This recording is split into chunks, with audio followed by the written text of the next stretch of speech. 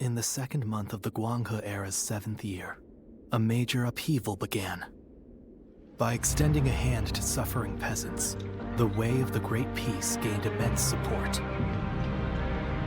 Jiangdong, the movement's founder, declared a rebellion against the Han dynasty. In aid of the provinces, countless adherents of the way of the Great Peace rose in revolt. To demonstrate their unity, they clad themselves in yellow and referred to themselves as the Yellow Turbans. This would later be called the Yellow Turban Rebellion. And so, the era was set on the path toward great turmoil. Chapter 1. The Yellow Turban's rebellion turns to a reign of terror. Heroes rise in the midst of turmoil.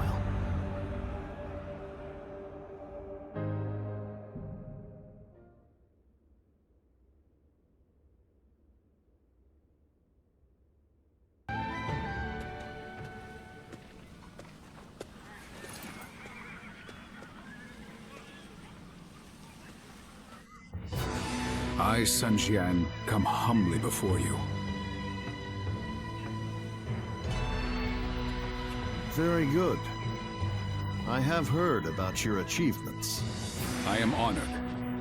I wish to see your strength under my flag.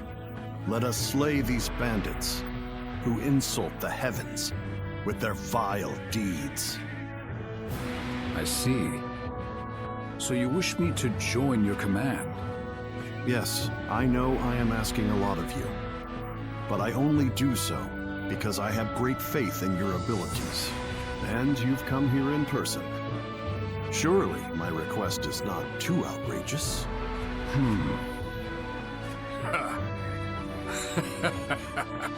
I did not expect such humility. You need only tell me to follow your orders, Lord Jujin. You are the general of the household, while I am but a regional official. Why would I hesitate to accept your offer? The might of the House of Sun exists solely to serve the Han. We'll follow any order if it helps bring peace to the realm.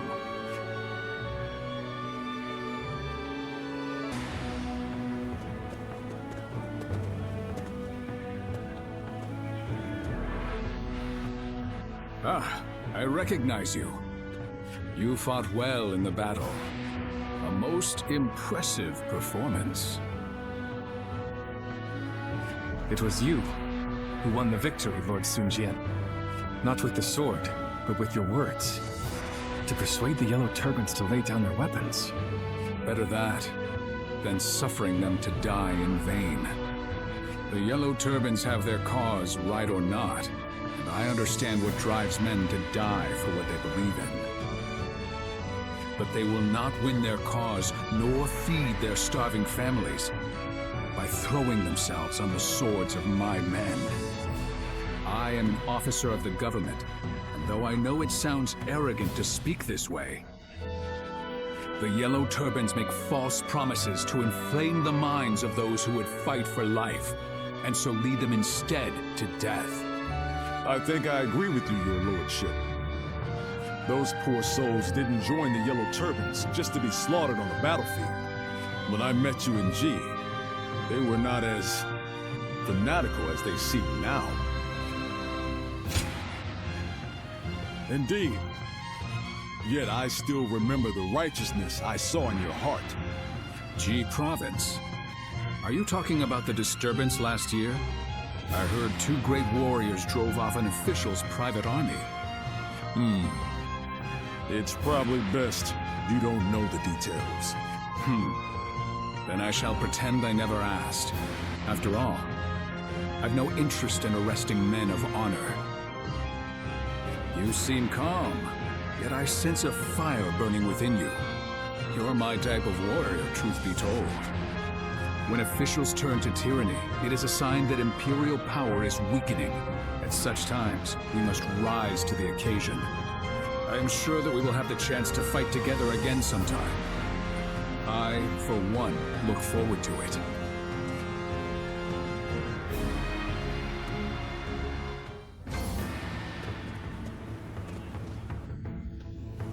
Ah, it's you. You were with the volunteer force. What was it? Perhaps we didn't state our names. I am Huang, and you are? That's right. That does sound familiar. Those two giants stood out amongst the volunteer force. But I could tell you were something special. You acted of your own volition to take care of things, even when the enemy started using those strange tricks. When I saw that, I knew you were awfully level-headed, more than just brawn. So tell me, who are you really? You don't seem the type to go home and work the fields once the army is disbanded.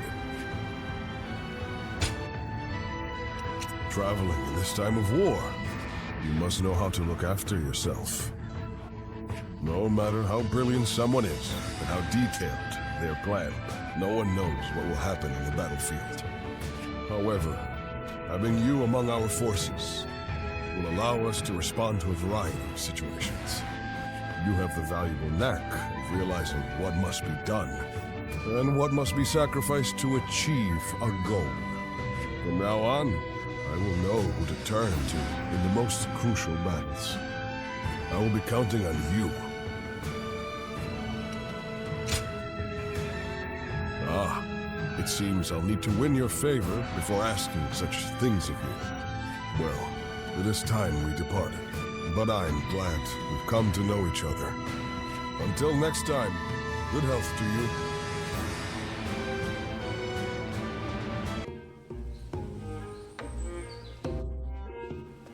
Excuse me, sir. Given that it's so crowded, would you mind sharing a table? Thank you. As a token of our thanks, we'd like to offer you one free item. This way, sir. Sorry. I won't bother you, so don't mind me. Well then, I'll have what he's having.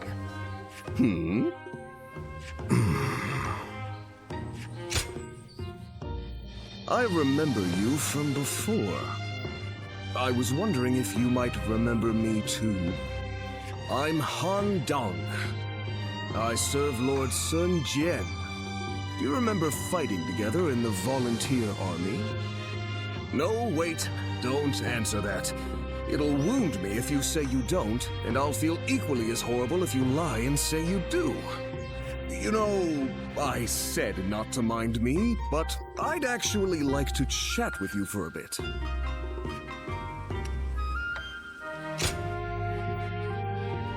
Of course you would remember Lord Chengpu and Huang Gai over me.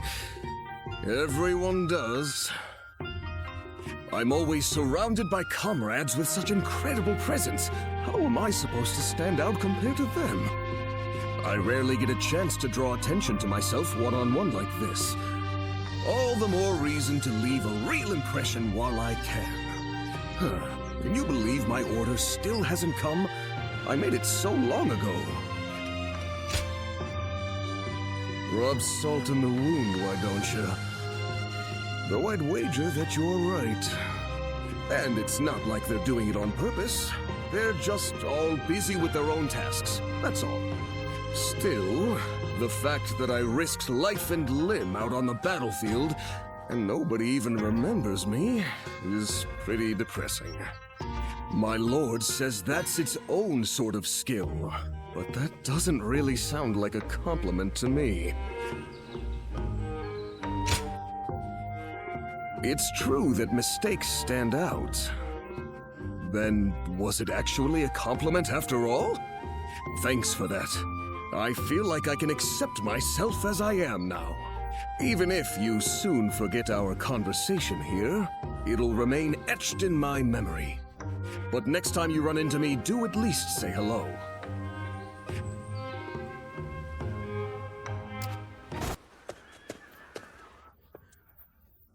Zhang Zhao has evaded us.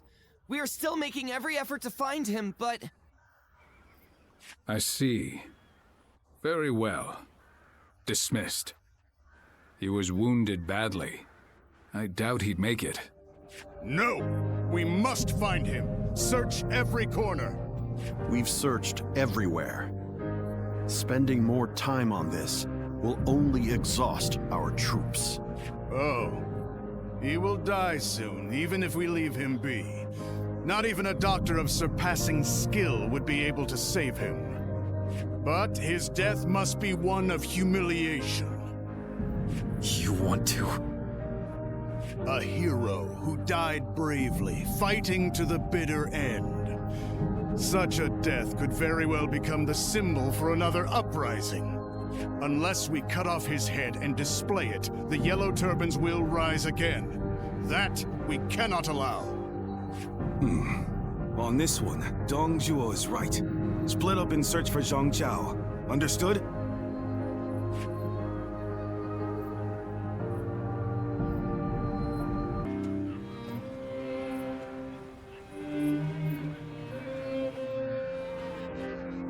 Well, I suppose we've stayed here long enough.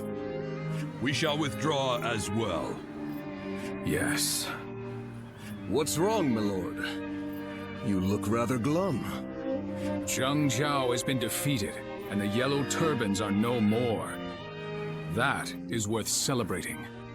But, with them gone, where will people's rage and discontent be aimed at now?